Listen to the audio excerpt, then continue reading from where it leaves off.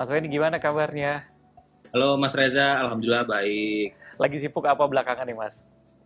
Ya seperti biasa sih, saya juga masih ngantor ya harian, karyawan biasa, sekaligus juga jalanin bisnis Aquascape kan, Aquajaya dan Aqua Riset. Ya apapun kondisi kayak gini harus diisi dengan kegiatan-kegiatan positif sih Mas ya, biar tetap positif mind terus. Iya betul banget. Mas Wendy, kira-kira bisa share dong, sejak kapan sih punya hobi sebagai aquascape gitu Mas? Bermula sih sebenarnya dari tahun 2017 ya. 2017 itu saat itu saya masih di Bandung waktu baru lulus kuliah.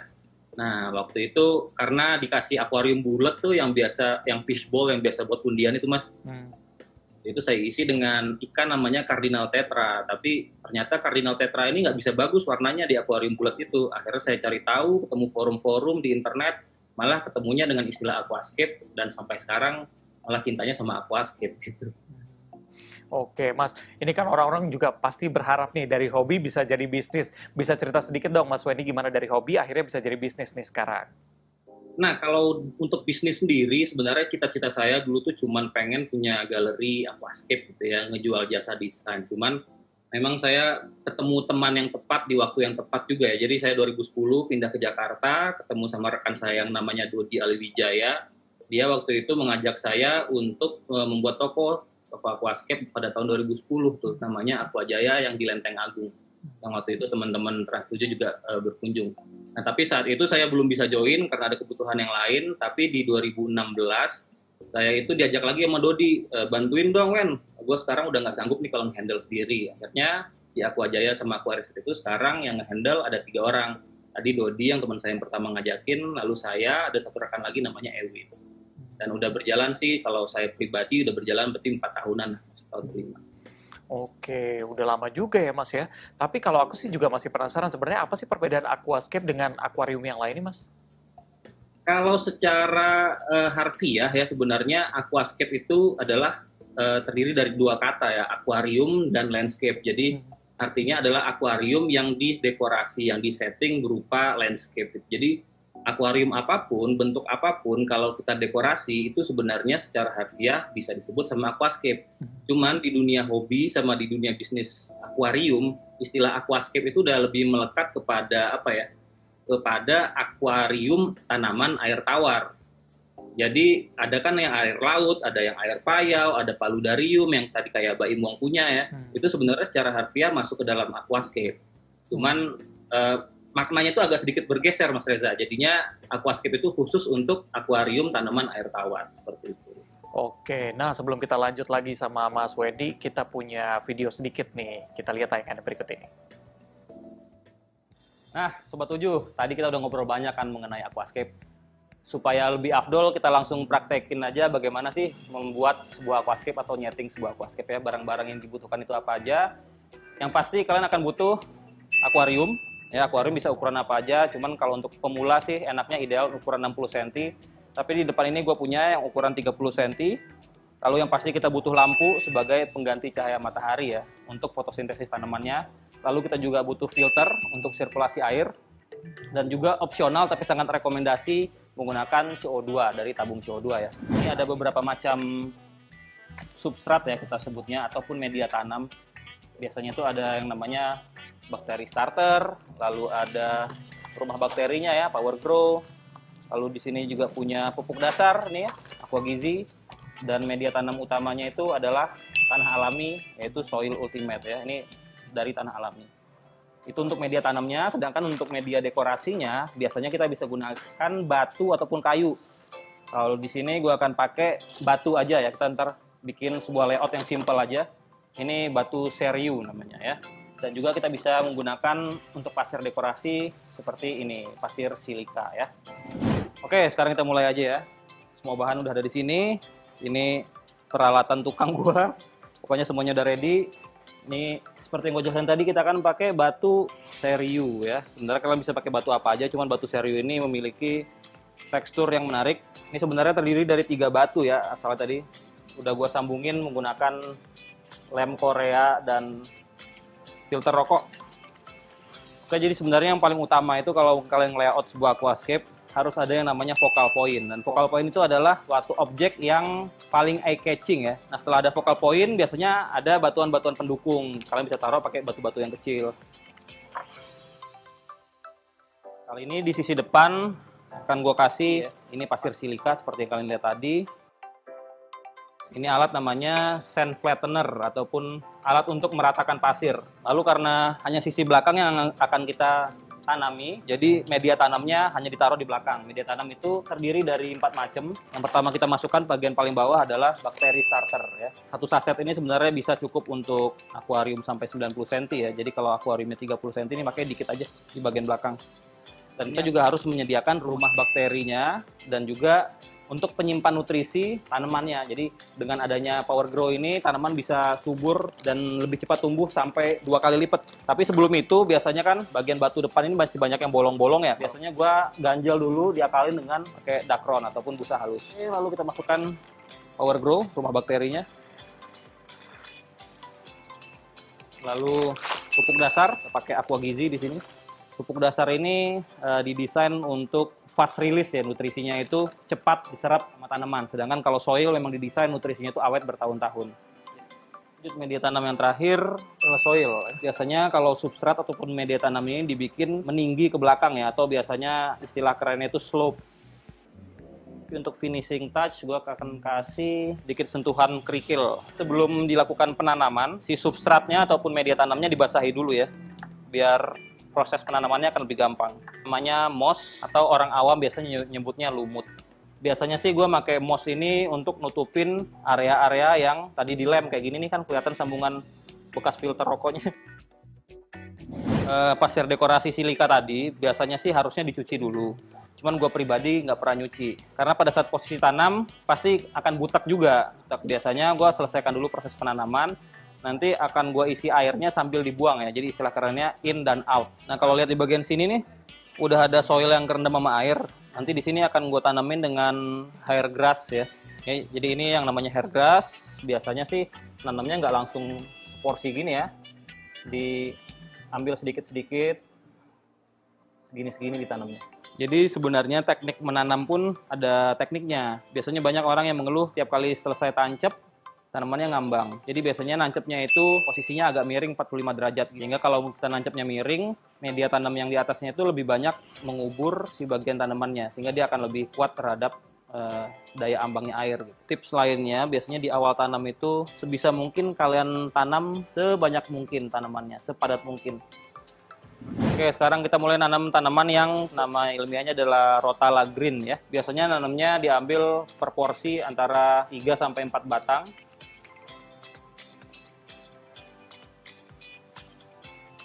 Yang tadi Rotala Green, ini namanya Rotala Hara ya.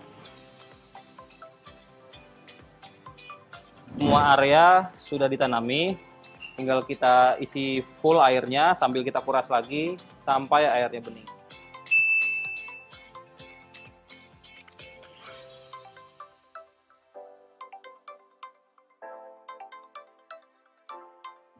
Oke, jadi kalian tadi udah nyaksiin gua nyeting akuarium ataupun aquascape 30 cm ya. Ini simpel aja. Hal lain yang perlu diperhatikan adalah nyalanya lampu. Biasanya kita nyalakan lampu itu selama 8-10 jam per hari. Ngikutin matahari ya. Kalau matahari kan intensitas cahaya yang tinggi itu sekitar 8-10 jam per hari. Jadi biasanya timer lampu ini kita kasih timer, baik itu timer analog maupun timer digital. Jadi bisa mati dan nyala dengan otomatis. Lalu hal yang lebih krusial lagi, walaupun tadi di awal gue bilang opsional, adalah CO2. CO2 itu sangat direkomendasiin dan sangat mempermudah hobi aquascape, sangat mempermudah pertumbuhan tanaman. Jadi intinya di aquascape itu bukan hanya settingnya, tapi adalah perawatan. Karena yang kita pelihara di sini adalah notabene makhluk hidup ya, yang tidak bisa merawat dirinya sendiri. Jadi kita harus melakukan perawatan.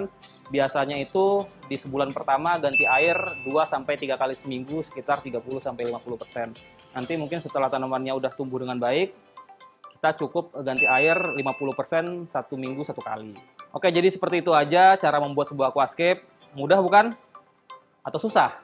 Ya, sebenarnya aquascape itu mudah kalau kita mau belajar ya. Oke, kita kembali ke studio. Wah, keren banget nih, Mas. Nah, aku mau tanya, sebenarnya ada berapa macam jenis aquascape sih, Mas?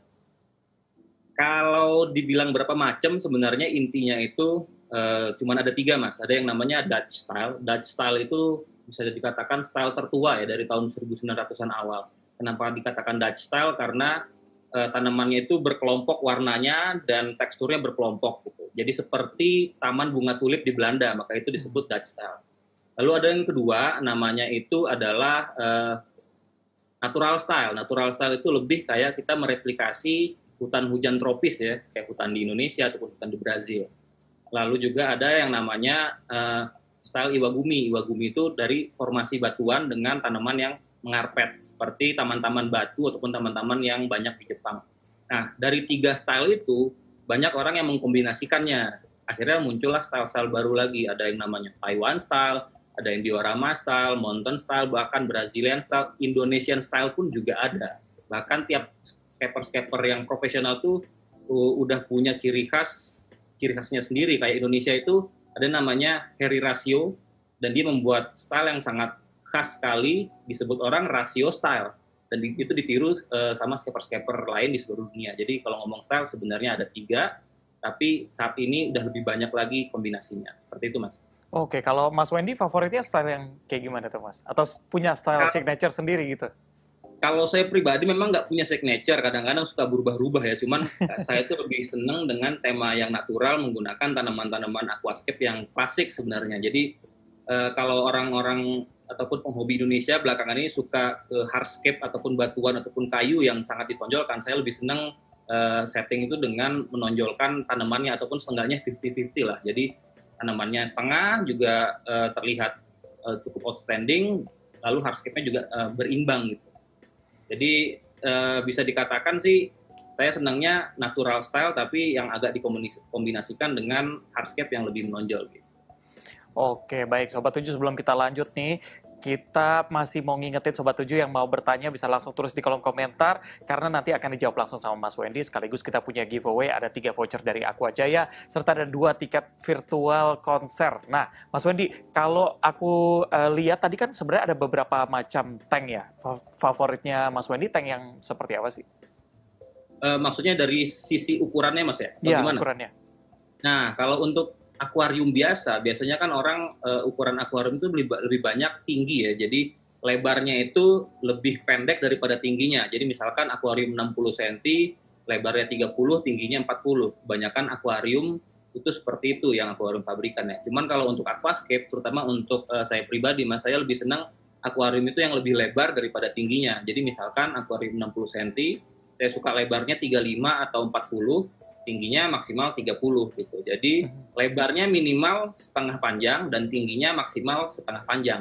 Menurut saya itu ukuran akuarium yang ideal untuk sebuah layout aquascape. Oke, Mas Wendy boleh cerita sedikit dong soal pengalamannya. Kalau dalam nyeting aquascape itu kira-kira paling lama atau paling tercepat seberapa lama sih, Mas?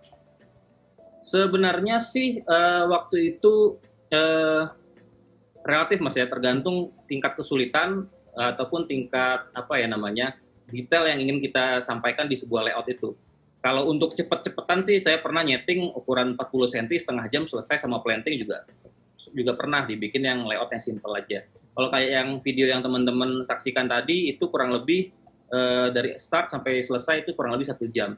Cuman biasanya kalau untuk yang aquascape level kontes ya, biasanya kalau kita ikut kontes foto internasional baik internasional maupun nasional ya, itu Bisa lebih lama Mas, karena hardscape-nya atau batunya atau kayunya itu bisa disusun ataupun dirakit dengan sedemikian rupa, itu membutuhkan waktu 1 sampai 2 hari. Lalu teknik penanaman ataupun planting-nya kita juga sabar, bisa 1 sampai 2 hari lagi. Jadi dibuat cepat bisa, cuman ya pasti simple, dibuat lama juga bisa kalau kita memang mau sangat detail seperti itu. Oke, kalau Mas Wendy sendiri pernah mengalami kesulitan nggak sih saat merangkai aquascape itu, Mas? Pasti sih Mas, jadi ya namanya tadi seperti saya bilang ya, kita tuh memelihara makhluk hidup kan, di situ ada ikan, ada udang, terutama tanaman ya, di aquascape kan yang paling utama tanaman. Yang mana tanaman itu yang nggak bisa merawat dirinya sendiri, jadi kita harus berikan kebutuhan si tanaman tersebut. Jadi kita harus tahu tanaman itu untuk tumbuh butuh apa, butuh fotosintesis. Oke, jadi kita harus berikan faktor-faktor ataupun elemen-elemen yang mendukung fotosintesis dari lampu, CO2, air, nutrisi, dan segala macam. Nah, kalau misalkan kita tidak tahu itu, pasti akan muncul masalah nih. Biasanya sih terutama buat penghobi baru, termasuk saya kan. Walaupun saya udah 13 tahun main aquascape, tapi saya pernah menjadi pemain baru. Nah, pada saat kita tidak tahu ataupun kurang mengerti bagaimana kebutuhan tanaman, lalu bagaimana untuk menghindari algae ataupun lumut yang mengganggu, ataupun tidak tahu bagaimana cara merawat dan memaintain si aquascape itu dengan benar, pasti akan muncul masalah. Dan kebanyakan sih pemain baru itu akan stres dengan hobi barunya dan bahkan akan pensiun karena gagal menumbuhkan tanaman ataupun ikannya selalu mati ataupun tanamannya nggak bisa tumbuh malah yang tumbuh lumut dan segala macam. Jadi intinya sih kita harus pelajari dulu basicnya baru kita praktekkan seperti itu. Oke, Mas Wendy, kalau misalnya Mas Wendy dulu pernah setting tank yang paling besar tuh ukuran berapa sih, Mas? Kalau tank yang paling besar, kalau yang aquascape full dengan planting dengan tanaman ya itu tahun 2010 itu saya pernah nyeting ukuran 4 meter ya, lebarnya sekitar 1,5 meter. Cuman baru-baru ini kalau Mas Reza juga pernah lihat di channelnya Kang Irfan Hakim ya di The Hakims, saya bersama teman-teman yang lain juga itu nyeting super mega tanknya Kang Irfan Hakim. Itu ukurannya kalau tidak salah sih 4 meter kali 3 meter kali 1,20 meter. Dan kayaknya itu secara volume akuarium yang paling besar yang pernah saya kerjakan, walaupun bersama teman-teman ya. Walaupun itu bukan murni full planting tanaman aquascape, karena konsepnya memang biotop dengan kayu yang banyak dan sedikit tanaman, karena Kang Irfan memang menunjukkan super mega tanknya itu untuk ikan predator. Jadi kita buat settingan ataupun yang mirip dengan habitat aslinya si ikan-ikan tersebut. Wih, keren nih. Kalau untuk setting aquascape sendiri, kira-kira butuh berapa banyak manpower sih, Mas? Apalagi kalau misalnya tadi tuh, yang super mega tank yang gede banget gitu. Itu kalau super mega tank itu kita ngerjain tim intinya sih termasuk Kang Irfan sendiri ada 7 orang, tapi di belakang itu banyak sekali tim yang ngebantu kita. Bahkan sampai kayak videografer dan editornya Kang Irfan juga ikut ngebantu gitu, sehingga prosesnya bisa lebih cepat. Tapi kalau ukuran akuariumnya kecil kayak 30 cm atau 60 cm sebenarnya sih sendiri sangat cukup. Tapi kalau udah mulai ukuran 1,20 m, 1,50 m, kalau kita sendiri itu agak sulit Mas, karena kadang kita masukin batu yang besar ataupun kayu yang besar, seenggaknya harus ada partner yang bisa ngebantu untuk ngangkat. Kadang kita masukin pasir, masukin media tanam, itu kan cukup berat ya, di akuarium yang cukup besar dan cukup tinggi. Jadi setidaknya butuh bantuan 1 orang lagi lah.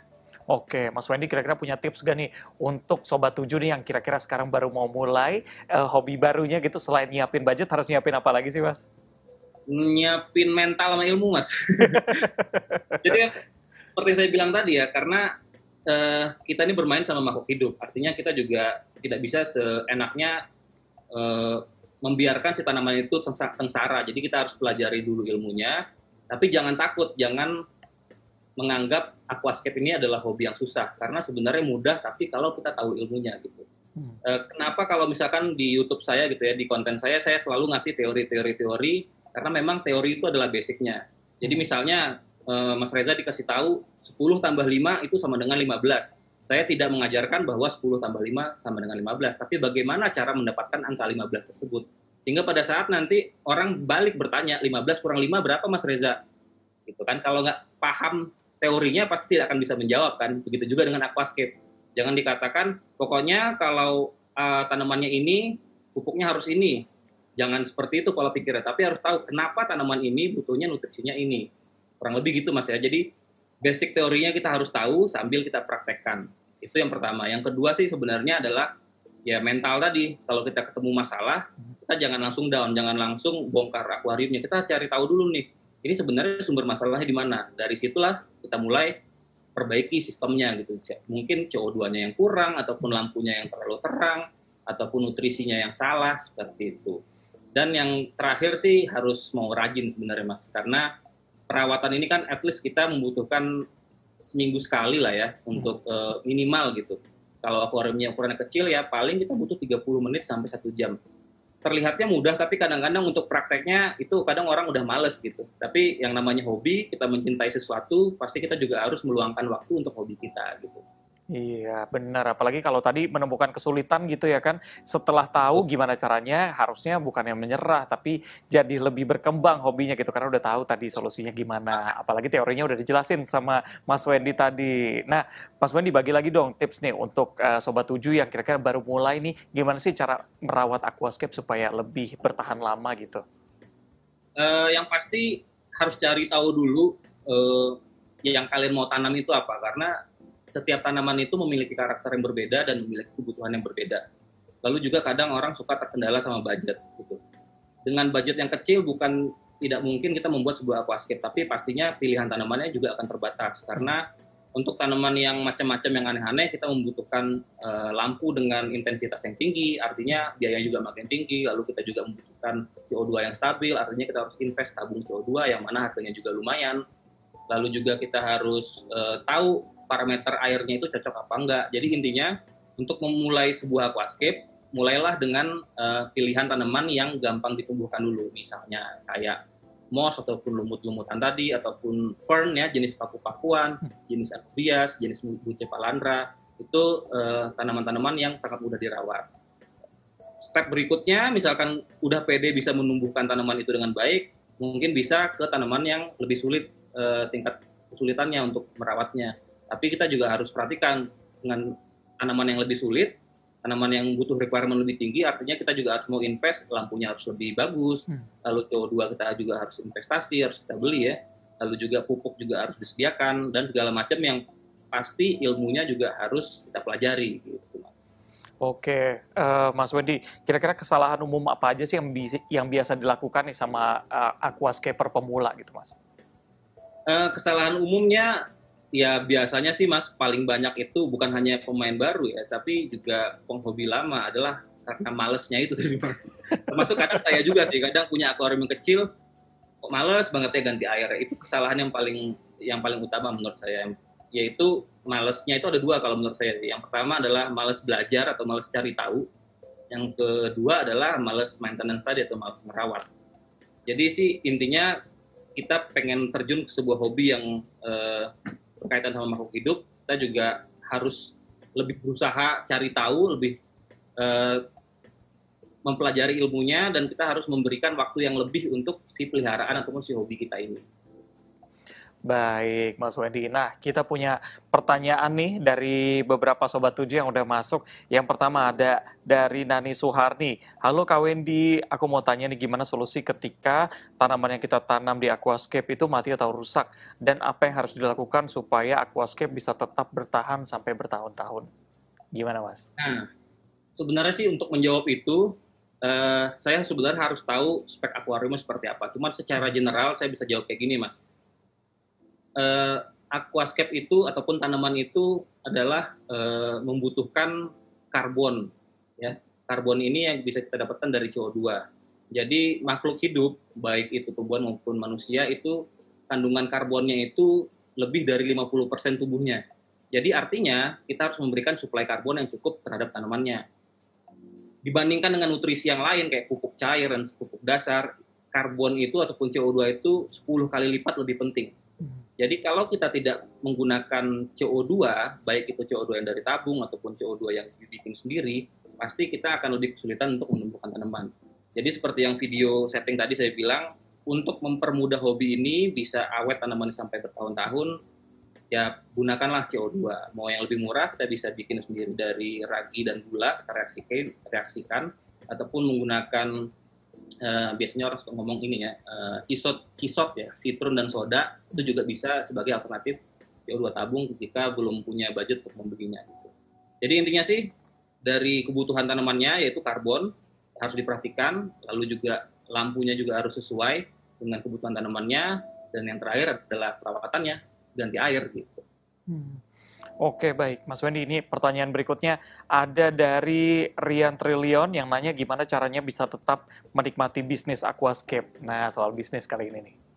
Soal bisnis sih, kalau menikmati bisnis ya namanya menikmati, asal masih untung ya dinikmati. Nggak, tapi gini, sebenarnya sih bisnis aquascape ini kalau untuk saya pribadi sih adalah sebuah substitusi untuk hobi saya. Jadi saya hobi tapi tidak perlu mengeluarkan uang gitu ya. Jadinya saya dari bisnis aquascape ini saya dapat tambahan jajan, ya tambahan jajan itu ya untuk aquascape, hobi aquascape saya sendiri gitu. Bagaimana cara menikmatinya ataupun bagaimana cara bertahannya, ya yang paling utama ya harus cintai hobinya dulu. Dan cintai hobinya mau nggak mau, dan pasti akan mencintai juga sisi bisnisnya, seperti itu. Oke, lanjut nih Mas Wendy, pertanyaan berikutnya. Ada dari sentiko.aj07. Bagaimana cara memilih ornamen media tanam dengan mempertimbangkan besar kecilnya akuarium? Nah, itu sebenarnya tergantung dari layout ataupun tergantung dari tema yang mau kita buat ya. Kalau saya pribadi sih lebih suka kita membuat area tanam yang lebih banyak, karena intinya aquascape itu adalah dari kesehatan tanaman kan. Tapi bukan berarti yang banyak ornamen ataupun yang full sama batu atau full sama kayu itu tidak bisa disebut aquascape. Itu juga tidak, tergantung preferensi masing-masing aja. Jadi tadi yang bertanya, maaf siapa namanya Mas? Tadi yang bertanya sebentar ini Sentiko Aji. Sentiko, ya tentukan dulu tema awalnya gitu. Kalau mau tema awalnya yang banyak tanaman, ya ornamen si batu atau kayunya ya sedikit aja, mungkin kurang dari 50%. Tapi kalau mau cuman sedikit tanaman, lebih menonjolkan si hardscape batu atau kayunya, ya dibikin full batu dan kayu semua juga bisa dengan minim tanaman seperti tanaman moss ataupun tanaman kadaka ataupun buceh palanta. Jadi intinya semua tergantung dari konsepnya. Baik, Mas Wendy, kalau misalnya untuk pemula sendiri kira-kira butuh budget sekitar berapa sih untuk bisa aquascape, minimal kecil lah dan bisa dikerjain sendiri nih? Nah, kalau untuk akuarium 30 cm ya sebenarnya kalau untuk pemain baru, saya nggak nyebut pemula Mas, jadi saya nyebutnya biasanya pemain baru ya. Nah, untuk pemain baru, saya sangat sarankan ukuran akuarium itu minimal adalah 60 cm. Kenapa? Karena semakin kecil akuarium artinya volume air semakin sedikit. Volume air semakin sedikit artinya si air itu semakin sulit untuk stabil. Jadi parameter airnya gampang berubah gitu ya. Dan untuk maintenance-nya juga sulit karena space-nya kecil. Jadi ukuran yang disarankan itu minimal adalah 60 cm. Nah, dengan 60, tapi di atas 60 cm itu perawatan sebenarnya akan lebih mudah, air akan lebih mudah stabil, tapi biayanya akan lebih tinggi pastinya. Jadi yang ideal 60 cm, dan untuk biayanya kurang lebih kalau misalkan kita mau desain sendiri ya, bukan beli yang udah jadi, 60 cm itu mungkin kisaran budget 2 juta, tapi belum include tabung CO2 ya, mungkin kisaran 2 sampai 2,5 juta itu cukup. Oke, baik tuh. Sekitar segitu udah dapat ya, apalagi nanti belinya di Aquajaya bisa dibantu ya Mas ya. Ada giveaway voucher juga. Nah, itu dia benar. Nah, lanjut nih, Mas Wendy, ada pertanyaan dari Aska Puspita 13. Ini tentang bakteria starter. Ini wajib gak sih untuk setiap tank baru? Terus letaknya di mana? Apakah di filter? Bentuknya seperti apa sih? Cair atau padat? Nah, bakteria starter kalau yang di video tadi saya mempraktekkan pakai yang padat ya, bentuknya bubuk. Sebenarnya dibilang wajib atau enggak, ya bilang sunnah muakkad lah gitu. Jadi bakteria starter ini adalah biang bakteri yang diperuntukkan untuk mempercepat proses cycling ataupun siklus nitrogen si akuarium itu sendiri. Jadi kalau akuarium baru, terutama yang kita menggunakan soil ataupun pupuk dasar yang kaya nutrisi, artinya amoniaknya, yang mana amoniaknya adalah pembunuh utama tanaman dan ikan, itu masih tinggi. Biasanya untuk mempercepat nitrogen cycle kita harus berikan si bakteria starter itu. Dengan adanya bakteria starter, nitrogen cycle itu bisa dipercepat. Yang tadinya bisa 3-4 minggu, bisa dipercepat jadi mungkin 1-2 minggu. Bahkan kalau misalkan kayak dikombinasikan dengan yang cair tuh, misalkan contohnya Aquabacter, itu kurang dari seminggu aja nitrogen cycle-nya udah sempurna. Jadi aman untuk diisi tanaman ataupun aman untuk diisi fauna. Kecuali nih kalian cuma pakai pasir silika ataupun pasir malang yang tipis gitu ya, yang tidak ada nutrisinya, tidak pakai pupuk dasar, tidak pakai soil, itu mau langsung diisi sama tanaman dan tidak menggunakan bakteria starter itu juga nggak masalah. Nah, untuk posisi bakteria starter biasanya kita letakkan di tempat yang bakal banyak tumbuh bakteri, yaitu di dasar substrat, di dasar media tanam, dan juga di filter. Jadi dua-duanya harus digunakan. Kalau untuk yang cair ya biasanya bisa langsung dituangkan aja ke airnya. Oke, baik. Lanjut nih, Mas Wendy, ada pertanyaan lagi nih dari Bubulak Channel yang tanya, bagaimana cara mengatasi tanaman yang melting? Terus kenapa sih kalau tanaman yang saya tanam ini harusnya warna merah selalu berubah jadi warna hijau? Nah, gimana tuh, Mas? Melting ya, melting tuh kalau untuk orang awam biasa disebut lumer lah ya. Tanamannya tiba-tiba transparan, lembek, dan akhirnya mati. Itu melting itu adalah salah satu ciri dari adaptasi. Karena tanaman itu dari akuarium satu ke akuarium lain, ataupun dari misalkan dari farm ke akuarium kalian, itu memiliki parameter air yang berbeda. Sehingga dia harus menyesuaikan parameter air ataupun parameter tempat dia hidup yang lama ke tempat hidup dia yang baru. Nah, dalam dia beradaptasi, kita yang paling krusial itu adalah ketersediaan karbon dioksida dan oksigen. Misalkan kita tidak bisa memberikan CO2 dan oksigen yang cukup, dia biasanya akan meluruhkan batang dan daunnya biasanya ya, batang dan daunnya untuk menumbuhkan daunnya yang baru. Jadi itu sebagai bentuk pertahanan dia terhadap lingkungan yang baru. Nah, yang membuat melting itu, memicu melting selain adalah kekurangan CO2 dan kekurangan oksigen adalah tingginya kadar amonia. Makanya sebelum kita melakukan penanaman di akuarium baru, terutama yang media tanamnya banyak nutrisi, kita sangat direkomendasikan melakukan cycling sampai amonianya hilang, sampai amonianya 0. Itu baru sangat aman ditanam dengan tanaman baru. Nah, tips lain untuk menghindari melting biasanya gunakan tanaman yang berbentuk daunnya masih daun darat. Jadi tanaman aquascape itu biasanya Mas ada yang udah bentuknya daun air, tapi dia juga bisa hidup di area darat yang cukup lembab aja. Nah, tanaman darat ini bisa lebih mudah beradaptasi ke air yang baru ketimbang tanaman air yang udah berbentuk daun air tapi memiliki parameter air yang berbeda dengan akuarium kita gitu. Lalu tadi masalah warna ya. Iya. Kalau masalah warna, dari merah menjadi hijau. Ya, tanaman merah itu dia membutuhkan intensitas cahaya yang tinggi, itu yang pertama. Tapi selain intensitas cahaya yang tinggi, kita harus menyehatkan tanamannya juga. Jadi intinya untuk mencapai dia warnanya optimal merah, kita harus membuat tanamannya sehat dulu. Bagaimana caranya? Ya, berikan nutrisi yang cukup, lalu berikan yang pasti paling penting adalah CO2 yang cukup. Kalau itu udah PD bisa tercukupi, baru kita kasih lampu yang cukup strong ataupun cukup highlight lah istilahnya kalau di dunia aquascape. Dan sebenarnya sih tiap tanaman merah itu memiliki karakter yang berbeda-beda juga. Jadi secara umum seperti itu. Tapi banyak tips-tips lainnya yang bisa kalian nonton nanti di konten-konten saya di Aquajaya dan Aquaset Channel. Itu udah pernah dibahas lengkap mengenai 2 pertanyaan tadi. Nah, tuh jangan lupa untuk di-subscribe tuh channelnya Mas Wendy supaya dapat informasi-informasi dan juga teori-teorinya biar lebih lengkap lagi. Terima kasih Sobat Tujuh yang udah bertanya ya. Nah, lanjut nih, Mas Wendy, kira-kira punya rencana terdekat apa nih, Mas? Kalau rencana terdekat sih, kalau saya pribadi sih, saya kan udah lama nggak ikut kontes aquascape internasional ya. Terakhir itu tahun 2015. Mungkin saya akan fokus lagi ya, insya Allah mungkin tahun depan saya pindah ke rumah. Nanti saya punya waktu dan punya space yang bisa fokus membuat sebuah aquascape untuk kontes. Itu untuk pribadi, tapi kalau untuk dari sisi bisnis ya dari Aquajaya dan Aquareset, yang pasti kita pengen selalu tetap berkembang ya, mungkin entah itu nambah cabang ataupun nambah varian produk, mungkin juga nanti kita akan lebih gencar lagi untuk ekspor, seperti itu. Oke, baik.